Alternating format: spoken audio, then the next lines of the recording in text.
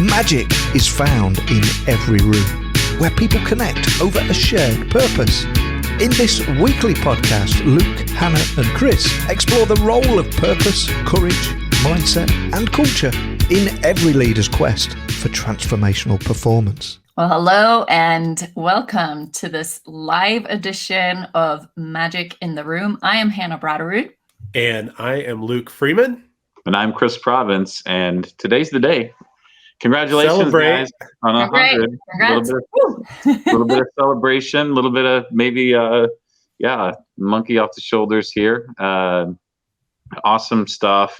Just, wow, what a blessing, right? So I think about just how fortunate I feel to be part of this conversation and, to be able to connect with courageous leaders that are out there. So I'm going to start the day, let's roll through a few questions. So through these first 99 conversations, what are some of your key takeaways and highlights? And I'm going to start with the end in mind, because something that I've been thinking about as we're okay, we're really doing this and we're going to do it consistently and we're going to have these conversations is I've really thought about, if our average length it's probably 50 or 55 minutes. We're kind of long-winded, as people who listen to the podcast know. Let's just call it an hour. 100 hours of what's recorded here. I have 3 sons, and I think about, what does that mean 20 years from now? What does that mean 50 years from now, for kids and grandkids to be able to kind of have a little window into what this time was like. And one thing I really appreciate about our conversations is getting to talk about the things that matter most and that we're passionate about. Mm-hmm. And, it's not just about me, obviously, and getting a record of what I think about things, but it is a cool thing that we have this thing marked down for history that someone someday is going to be able to listen back to. And as my boys get older, you guys know Max, he's already our biggest constant listener. So last night he was telling me about something I shared during one of our, questions about what superpower would you have? And he was like, "Oh, Dad, that's what you would do. And that's funny." And, how cool is that going to be 20 years from now if he listens back again to have those conversations? So, and for the grateful listeners, Max is 10 and he is one of our biggest fans, and I love it. For me, there's so many takeaways, and I'm going to start broad as well. Just having, to Luke's point, this ability to have to kind of document live our process, speaking it out loud, learning what we believe while we're having these conversations, right? And gaining fluency in sharing those beliefs, and then having really meaningful conversations, 100 meaningful conversations, many of them with incredible thought leaders as guests on the conversation. And for me, as I have been reflecting back, what does it mean to have had recorded 100 conversations that are moving purpose forward, right? That is what it's done for me. It's helped me clarify how I live my purpose every day in looking for light, looking for greatness, looking for ways to invite that greatness to shine. Whether it's the 3 of us connecting and deepening our friendship and our tacit coordination when it comes to sharing a stage or co-facilitating or being out there working with clients every day, just what it's done, I think, internally for the 3 of us is huge. Just learning how to be a team that really intuitively picks up on where each other is and how to give room for each other's expertise, abilities, and doing that in a really meaningful way. And then along with that, right, those meaningful connections with our guests and the connections that this has enabled for this community at large of intentional leaders. So that's been, I think, broad level, like my experience of why this has been so cool, and then why all of us is, whether we're on this journey of getting better at this, and quitting has never been an option. We're like, no, we're doing this. We're going to keep doing it because it brings a lot of value. And with that, I will say, it never feels like work. It is definitely a labor of love, and I look forward to sharing this space every time that we can get together. A couple things about it's been powerful to talk through what I think I believe, right? And when we have to communicate those thoughts and how that makes our belief more concrete, it kind of further goes to this idea, like, leadership is a conversation. And the more we get out of us and we speak to what the things we might believe is truth, the more confidence we can have in that direction.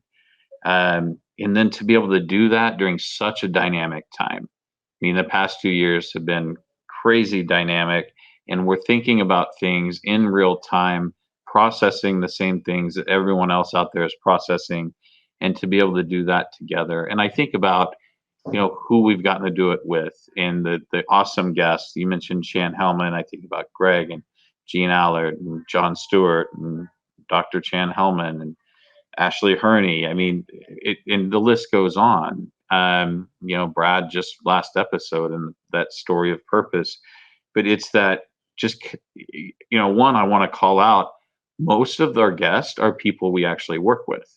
Right? Or, in some capacity. And just to be able to connect with such meaningful stories, and how those stories motivate me to be a better, insert role here, to be a better brother, to be a better father, to be a better professional, to be a better student or educator.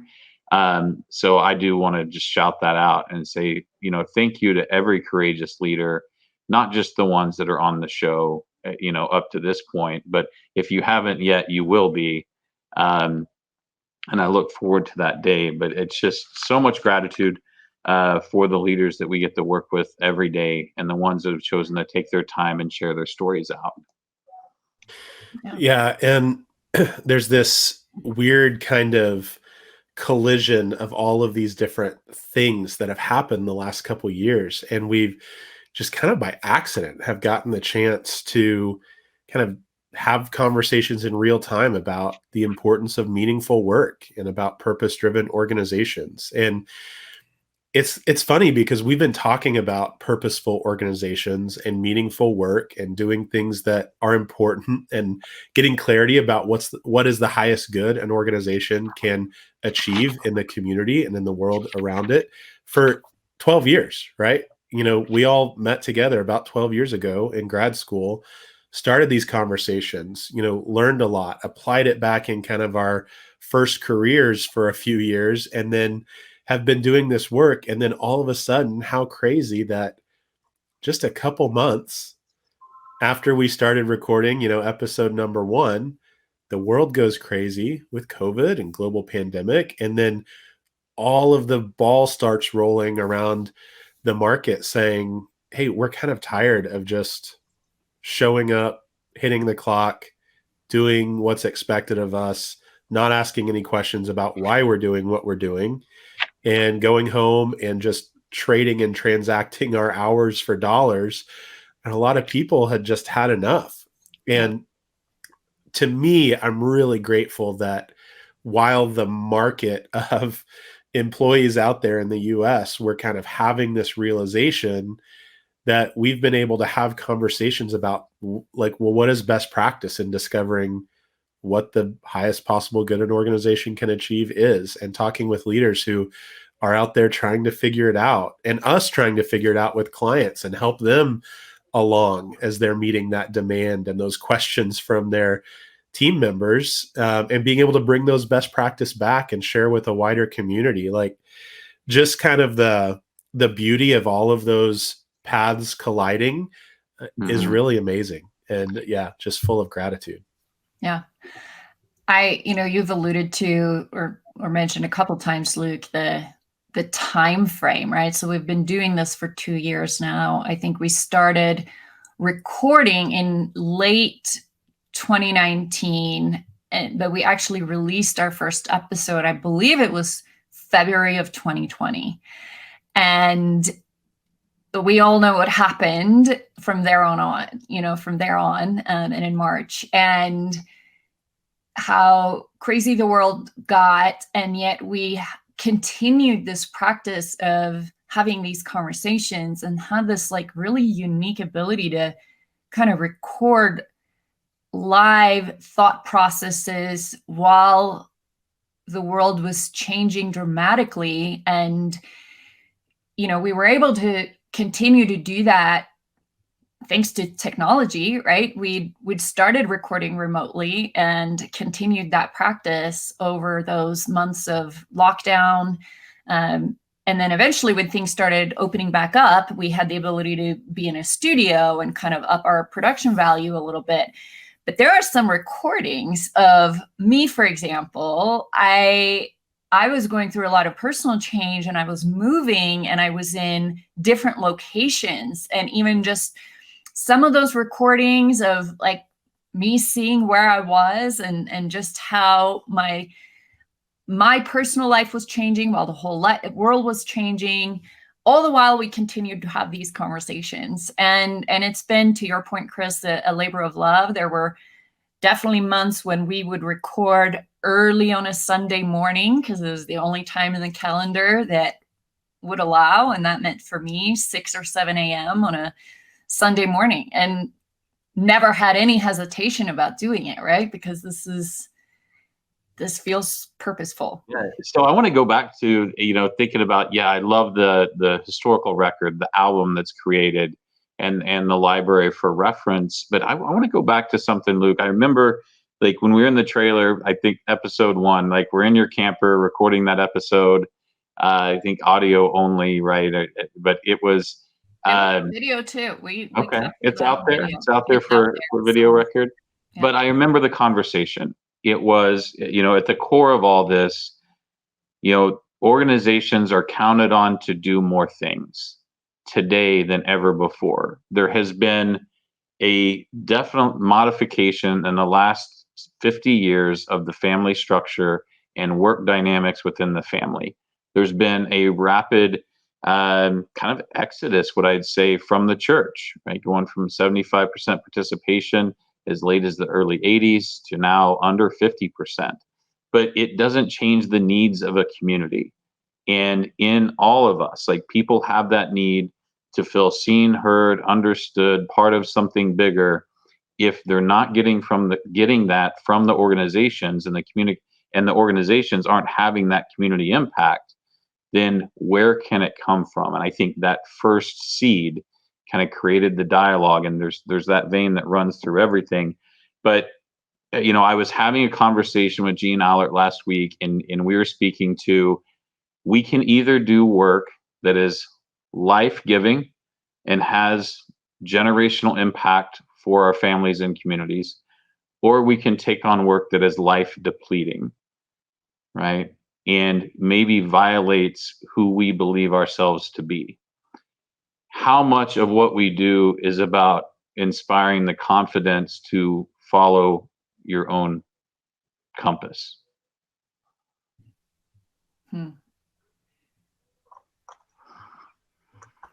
Yeah. Yeah. I mean, I think a ton of it, right? And I was thinking back about just aha moments that I've had while recording that have really stuck with me. And, a recent example is whenever, I don't remember which of you had gone to a conference or to a seminar where someone was talking about compensation models. Mm-hmm. And they're basically like described this old school, like if you go to SHRM, right, what they're going to say around, well, it's like the value someone provides to the organization. Somehow you mix that in with what the market expectation is. And like, that's what compensation and benefit should equal. Just like, the fact that we had talked about it so much made it really easy for us to say, no, that's not how it works. Yeah. There's another way that is people donate the margin between the value they provide in the organization and their compensation, right? There's a gap there because everyone provides more value to the organization than what they get paid, right? And they donate that gap to the purpose of the organization. Having that clarity around, well, that's why we need to have purposeful organizations. That's why having a clear shared purpose, clarifying our values, understanding the behaviors that we commit to in the organization that help us move towards that shared purpose. We clarify that because it invites people then to contribute as much as they want, as much as they believe in our shared purpose. They can contribute extra above and beyond, right, what they're compensated for in value to the organization based on that shared belief and shared purpose. And I don't think we would have been able to understand it as quickly. It would have like stuck in our craw, you know, it would have been like, oh, that's so transactional. That doesn't feel right. That's dehumanizing. But like, no, there's a different compensation model that based on 100 hours of conversation, you know, we've really been able to build out and get clarity on as we've had these conversations. So yeah. And that was the learning too, was about, and first I do want to just, I don't think everyone creates more value for the organization than what they get paid. Sometimes the gap goes the other way too. But you know, I'm an optimist. I know, right? I know. They But should, general, right? In a great organization, that's the model, right? That's what we're shooting for. Yeah. That's what we're shooting for. But the conversation has always been, it's been one way. It's about what does the employee or the team member or the leader contribute to the organization. The conversation has not been about what does the organization contribute to the individual and what is the responsibility of the organization to contribute back that is of value beyond the transactional, right? If the only reason people work for you is their paycheck, you're only as good as their next offer. And as soon as that next offer comes along, they're out because, you know, there hasn't been any other value created. When people are willing to give more of their margin of discretionary effort, donate their energy and time towards the purpose of the organization because it's meaningful, they can connect with it. You know, there's a higher value. It's something transformational rather than transactional. And when we flip the script and look at, okay, what value does the organization provide for individuals and beyond the paycheck and the benefits, that's when we really have this exponential value equation that leads to higher engagement, higher performance on every metric. Yeah, I kind of exactly. In the being able to openly accept that I am giving discretionary effort so that the organization can succeed, in creating really these social contracts between myself as a team member and trusting that the organization understands their role in recognizing needs. And I think the dynamics of where we're headed look more like, if we talk about compensation 2.0, and these are conversations I'm looking forward to having, but is it not just about, you know, cost of recognition in the form of traditional recognition programs, but just recognizing the needs of those team members' sets? Like, some need transportation, sometimes, you know, it's community service opportunities, sometimes it's development opportunities. It might be more time off. It could be food security. It could be housing. But, you know, we talked about the degradation in the effectiveness of government, that in some ways the effectiveness of our family structures. Well, something has to fill that gap. Something with resource, something with leadership. And if it's not our enterprise structures, I don't know where else it comes from. Yeah, and I think that's why we talk about courageous leadership so much, because a lot of this comes down to what game are you playing? What game do you understand that you're playing?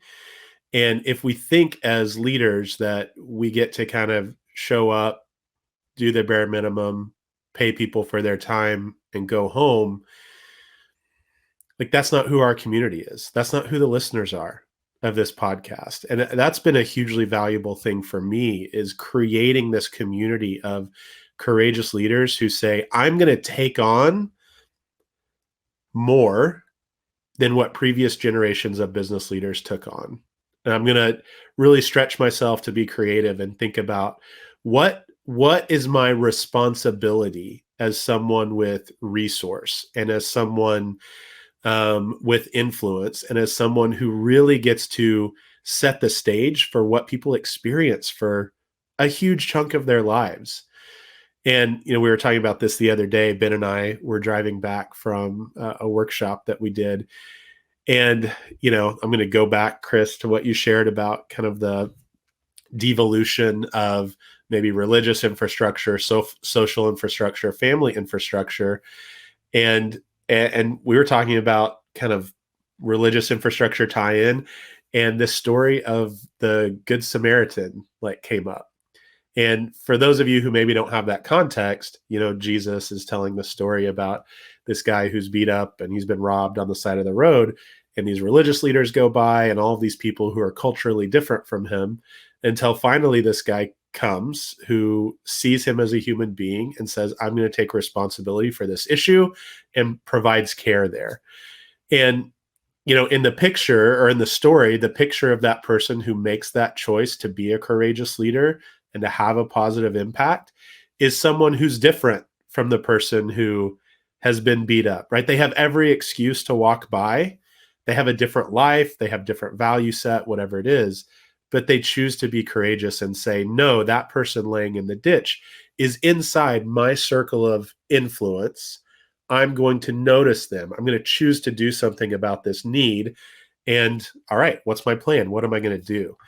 And so to tie that back, like when we say courageous leaders, I think that's what we mean, is people who could just keep it on cruise control and keep going and say, well, I'm the founder, I'm the owner, I'm the CEO, I'm on the ELT, we're doing okay. My primary responsibility is the P&L. My primary responsibility is, financial sustainability, whatever it is. I don't have to think about, am I creating meaningful work? Am I building character in my team members because of the work that we do? Am I creating a community with the people who work here?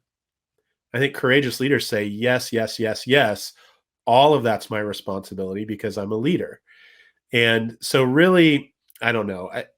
I've strayed here down a long tangent, but I think it's the heart of a lot of what we've found to be passionate about. And as we talk to leaders who've figured out the last couple years and who say, I don't have retention issues, I'm not hurting for staff. There's a common theme there, is that they've said, yes, I take responsibility for everything that I see in my circle of influence. Yeah. And right, it's kind of like, well, we have, wage compression and entry wage problems and this, that, and the other. Let's go do a wage study. Let's implement these things. When it's honestly well, what do you believe about compensation? What do you believe? Because a lot of the wage studies are just going to be out there studying broken systems based on a compensation model that no longer holds true. Courageous leaders define their own compensation model and create disruptive compensation. And that's, I'll just call it out. That's why we speak against some of the SHRM modeling.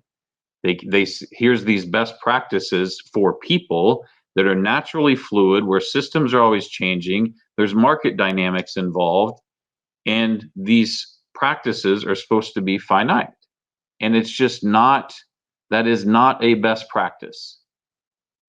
And to be unapologetic about believing differently, I think that's where some effectiveness lies. And that's where we see organizations that are thriving today are cutting their path based on what they believe and their purpose and the community they're trying to get to thrive.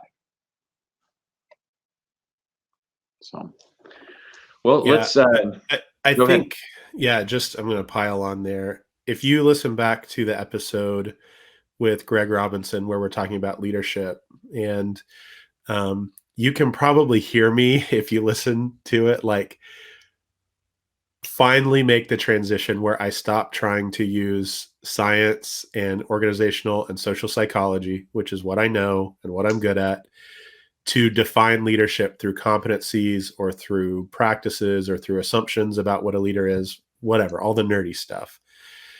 And start to really accept, like, like, I don't think we can't program character out of what is a leader.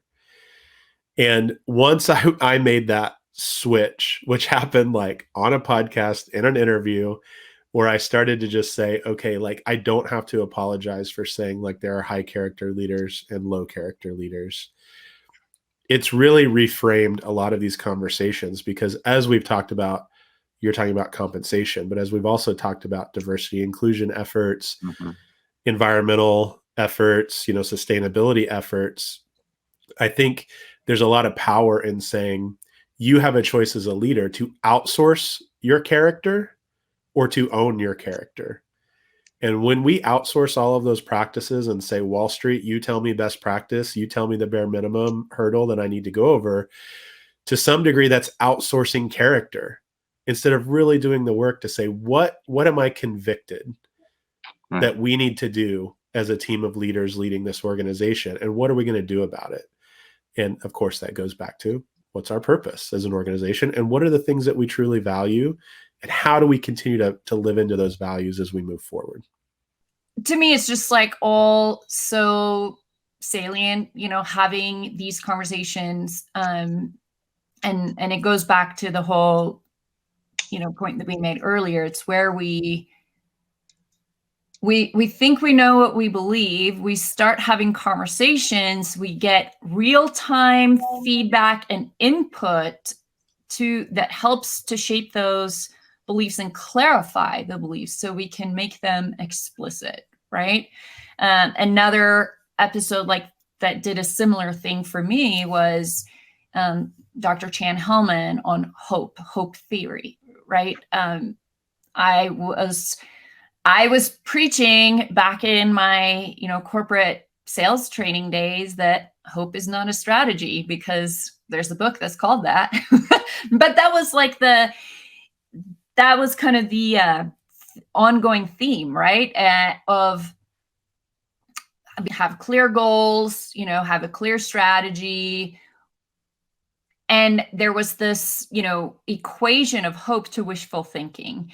And so the big learning for me there in that moment was hope is not the same thing as wishful thinking.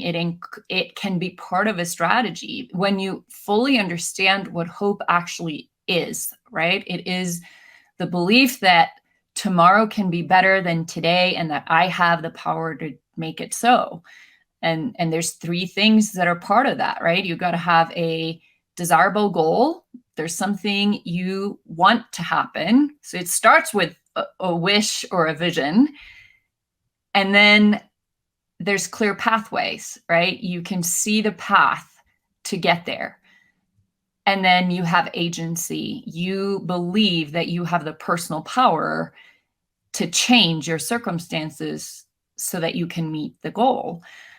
And that was just such a, mind-bending kind of experience, right? Of redefining a word into a much more expansive and useful life strategy, right? Business strategy, personal strategy. Understanding what hope is for us personally and the leader's role in instilling hope into the people that follow and that are in their charge, instilling hope into the organization, instilling hope and resiliency into the systems that they create for their organizations and organizational life. I think for me, just something that landed well was the conversation also around just the warrior and elder conversation. And when I think, just tying back, I have a tribal lens for everything that we do. That's why this whole ESG thing just lands different with me. Like, coming from a tribal and tribal enterprise background, the first priority is the community, like high obligation to the community, making sure people are fed, making sure there's clean water to drink, making certain people have a roof over their head. So this whole idea of ESG, like, it's a Wall Street thing, like, straight up. And it's, here's some metrics that we need you to check the box on if you want our money. The corporation doesn't necessarily have to act in a soulful way around those metrics. It's about implementation of program. We got these boxes to check, so we build these things that check those boxes. We get the investment, life goes on. It's just a different spot than where I come from. The lens that I have I thought it really came to light with the conversation with Brian Gooden. It is like, there are warriors and there are elders. And elders provide sage counsel, and the warriors fight for everything. They're the caretakers. They're the providers. They're the ones that make certain people are cared for, right? They listen to the counsel. They take action. They're responsible for literally everything. And I think that sentiment, or that call to activation and energy, that landed very square, with me, and really being able to talk through, like, being a warrior doesn't necessarily mean bearing arms, right? It means fighting for the people that can't fight for themselves, and fighting for people that don't exist yet, like having that generational impact. So I really enjoyed that conversation. But just everyone that sells out to purpose, I'm in on. I am here for it, and that is my assignment. And as I understand it, is to highlight those stories. So I want to talk just for a minute about this whole process, right? Like, being part of this, what value have you experienced, or how's it influenced your perspective, right? So influence on your perspective in what this process, how has this process added value to you? Thinking in context of, there's a lot of courageous leaders out there that are thinking about doing a thing, right? May not be a podcast, could be writing a book, could be writing a song, could be stepping out on their own, could be any kind of what feels like a large leap or a large commitment, where it's easy to have 100 reasons why not to do it. There's one reason to say yes, and there's 100 reasons to say no. Like, you guys made the decision to do this thing. Well, how's it impacted you? Yeah. So I have a couple of things on that. I'm going to start with a concrete example, as you were talking, Chris, about ESG and soulful leadership, right? And a concrete example for me of how my thinking has evolved from doing this, and then I'll go a little bit more, broad on process. But so we've had some conversations about ESG and the responsibilities. We've talked about the responsibility of the organization to the individual. I do believe firmly that organizations also have a responsibility to the broader community, to the environment, to steward the resources that we have, not just inside our organization, but how our organization impacts the larger community of humanity and the planet that we live on. And that belief has gotten clearer as we've continued to have, and we're going to have in our next season here, we're going to hear some more conversations along those themes. The difference for me that has become clear through this process is understanding the difference, between checking a box for a requirement and what it means to be a soulful leader. It's that soulfulness that is the differentiator, right? Are we following the letter of the law, or are we truly embodying the spirit of whatever it is the purpose of our organization is beyond making profit. And that's where it's really powerful. In terms of, the process of starting something like this, my encouragement to every leader out there who's thinking about starting something, start before you're ready. If you wait until you're ready, it's going to be a long time and you may never be ready, or you're going to miss out on that opportunity of learning while doing. And I think that's what we've done here. Start before you're ready, and always make sure that you have a process for continuous improvement. So it doesn't stop at the shitty first draft. You continue to iterate and make it better. Yeah. And just to pile on that, I mean, what would have happened if we had waited even a few more months? We would have had every excuse in the world to say, now's not the time, right? We were just like everyone else once it got to March, April, May of 2020, just like hustling our guts out, right? And figuring out what are we going to do for clients? What are we going to do to help them survive? What are we going to help, helping with reductions in forces, helping with communications plans out to employees that were just totally up in the air, right? Helping write remote work policies, all of this stuff, right? And figuring it out for ourselves. Our client load dropped, our income dropped probably 30% over those few months, right? As people ran into cash flow issues. So we're just like spinning, grinding. And would we have started by now? I don't know. But the fact that we defaulted to action and got this going, I would just say to anyone, just to echo what Hannah said, like, don't wait. And my personal, I guess, testimonial about that is the inspiration that I've been able to receive because of meaningful conversations with people and meaningful interactions with people that wouldn't have happened without this forum is amazing. And I mean, just last week's episode, talking with Brad. I mean, I left that conversation. I left the studio that day just like wanting to be a better person, wanting to lean into my purpose even harder. A little convicted, right? Just like, oh my gosh, could I ever live with such conviction, as such an amazingly inspiring person? And like, I wouldn't have gotten that without having these conversations. So whether you're, a maker or a writer or whatever it is, like the journey is worth it. And, be a courageous leader. Like, courage is acting when there's risk. It's acting when the outcomes are unknown. A lot of times when we talk about it organizationally, like it's doing things that are new or different, or people don't understand the ROI of. And, it's asking questions that are uncomfortable or might get you in hot water with your peers, right? And I think, for creativity, it's kind of the same way. Like, people are going to say, why are you building that? Why are you doing that? Why are you spending all that time? How valuable is all of that time? Right? Same for us, right? When we lost 30% of revenue, whatever it was, and then we kept spending, let's call it 2 hours a week on average doing this instead of selling, not sure. But man, I wouldn't change the decision for sure. Well, yeah, totally.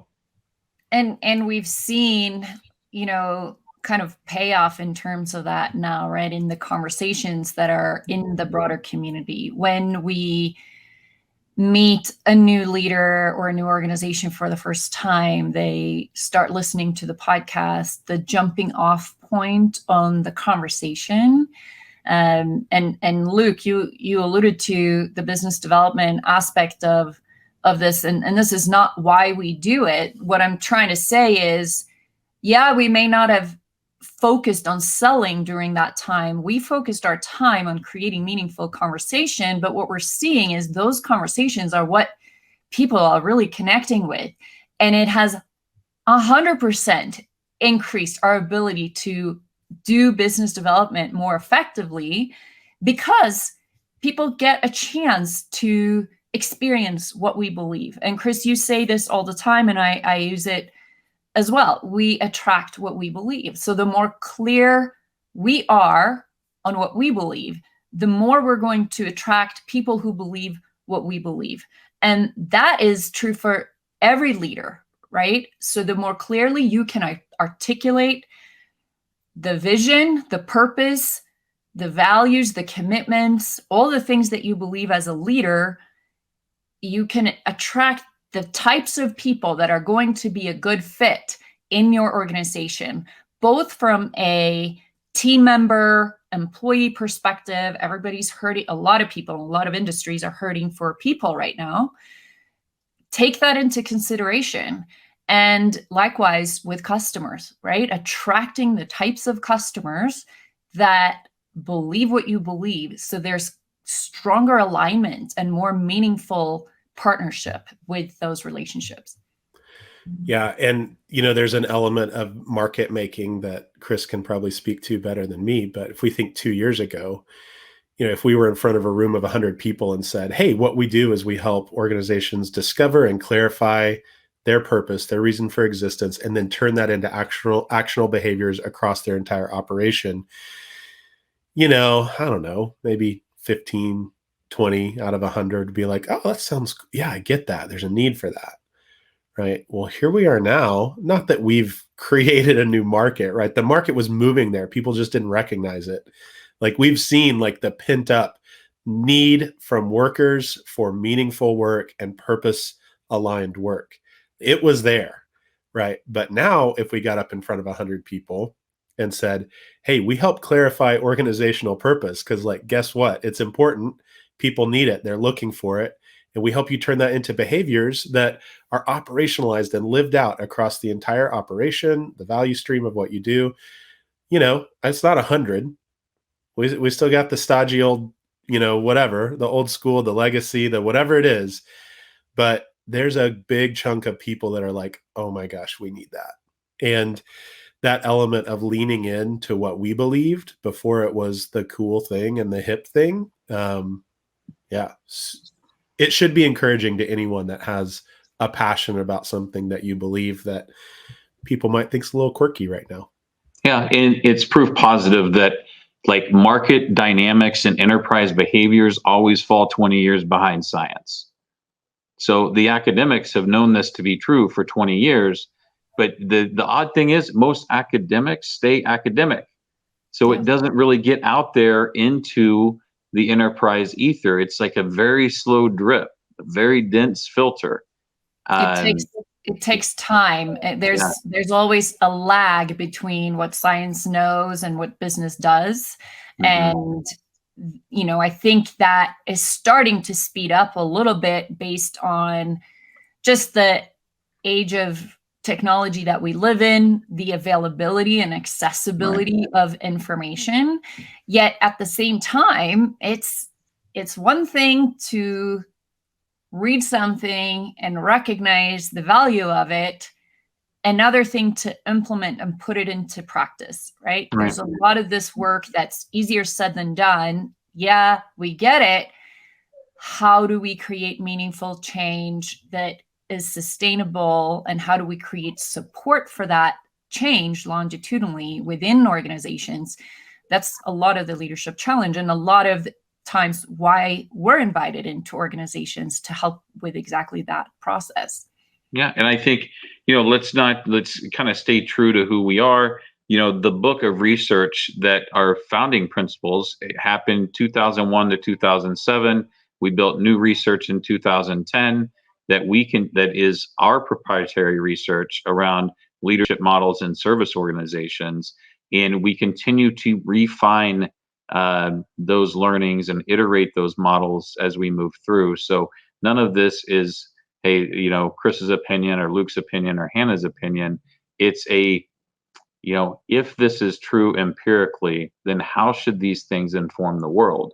And then we read the market and try to dovetail these things together to create a story, maybe read the tea leaves a little bit. And that kind of is what leads me to my next question is, where are we going from here? Like, we've enjoyed the heck out of the first 99 conversations and this one.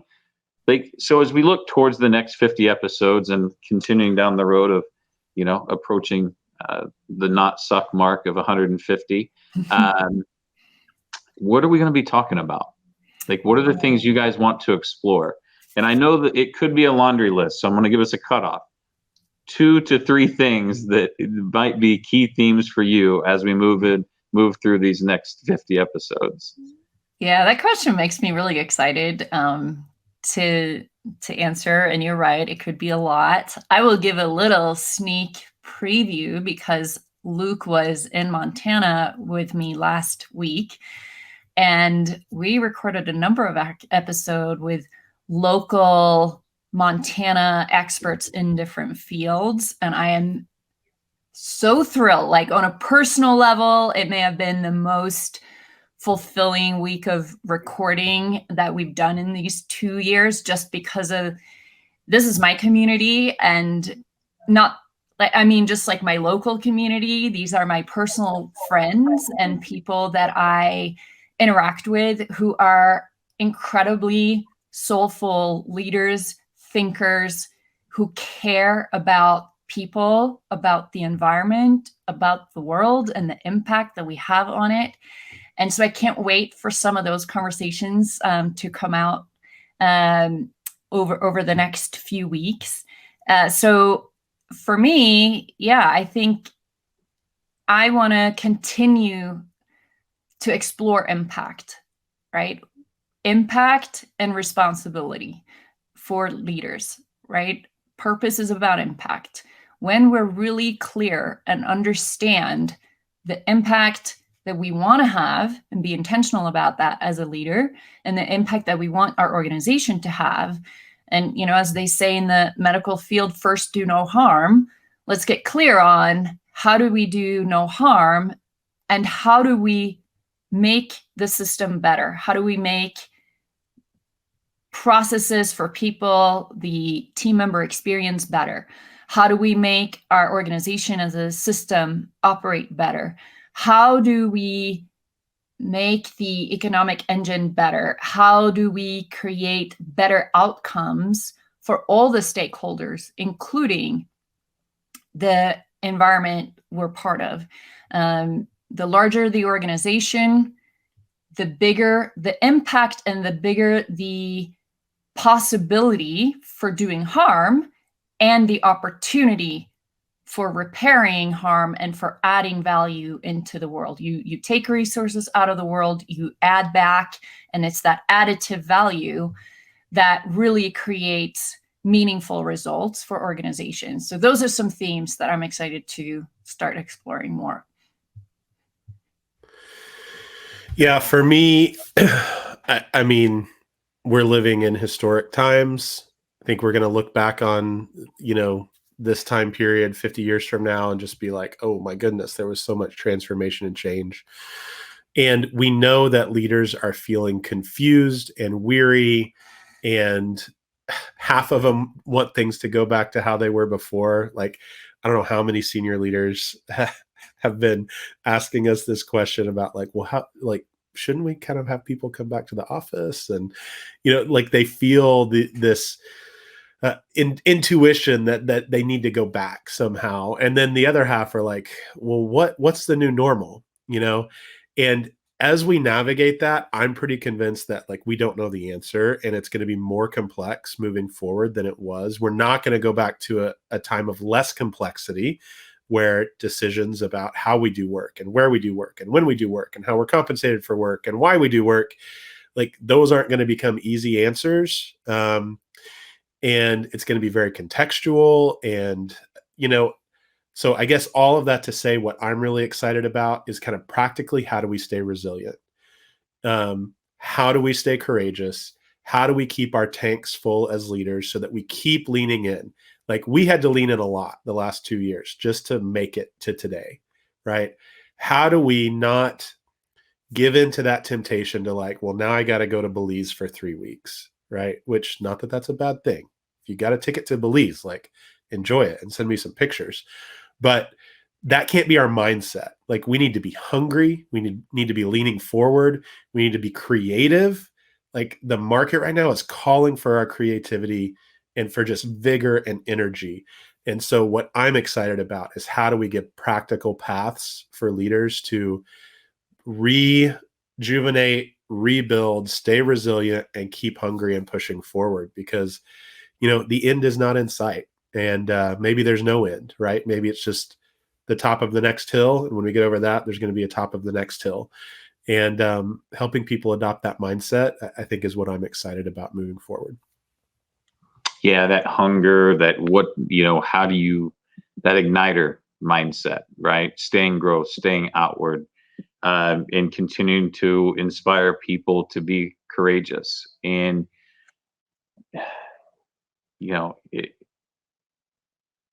as people think about doing their things, as like when you're laying there at night before you close your eyes and go to sleep, that's when you know the things that you should be doing.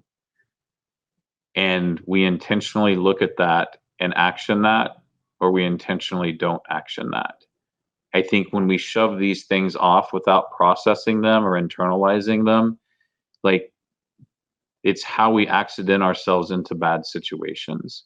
It's the things we don't internalize, the things we pacify, and continuing the conversation about what is intentional leadership, reading other people's stories, hearing those stories, and calling out those pieces where when they're faced with this decision, they process something internally that said, my calling is to do this thing. I know this is what I'm supposed to do. Even though it sucks, I'm going to do it anyway. It's not convenient, but it's important, right? And so that's really the idea. Do we want to do convenient work or important work? And continuing to support courageous leaders down that path, that, I want to stay focused on intentionality. But what I'm really excited about is to elevate the conversation around sustained vitality, right? Like regenerative systems. What are the things that have to be in place for high character systems to rejuvenate, recharge? Where do they draw their energy from? And why it's required to evolve our models of compensation, how we do performance development, how we lead different teams, the products we take to market.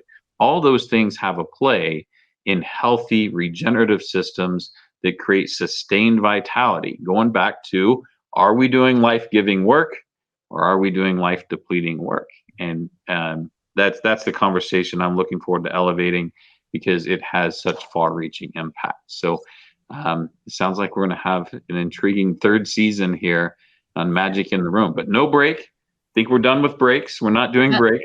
We're not taking breaks anymore. We are no more breaks. Roll, but we will mark kind of seasons. I think every 50 episodes or so, we'll mark a season, with some new thinking, new improvements. Always the eye towards incremental improvement, and definitely be on the lookout, Chris, to what you were just talking about, the episode with Lorca Smetana on resilience and resilient systems, the conversation with Brooke Loneman on how we look at resourcing, if it's an extractive model or if it's a life-generating model. Just a few things to look forward to in this upcoming season. Yeah, because there's only extraction systems and development systems, right?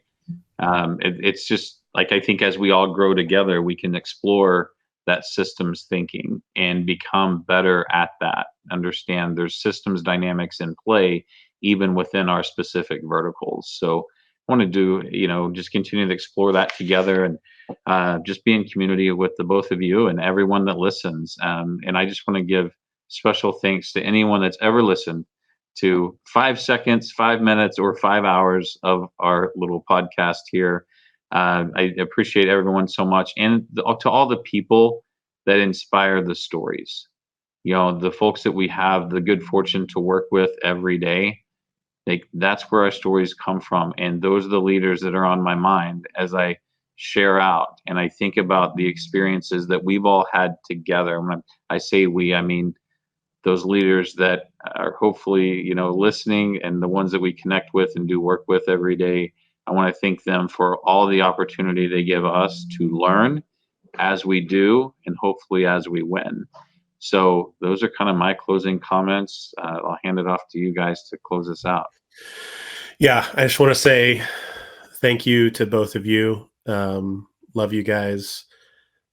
These conversations and getting to work with you every day, makes me a better leader and a better human being. And thank you. And thank you to all our guests who have given time to have great conversations. And thank you for people who listen. We appreciate it. And to the leaders that we get to serve alongside, clients, partners, you're the reason why we do this, right? And the challenges that you face every day are what I feel compelled to rise to.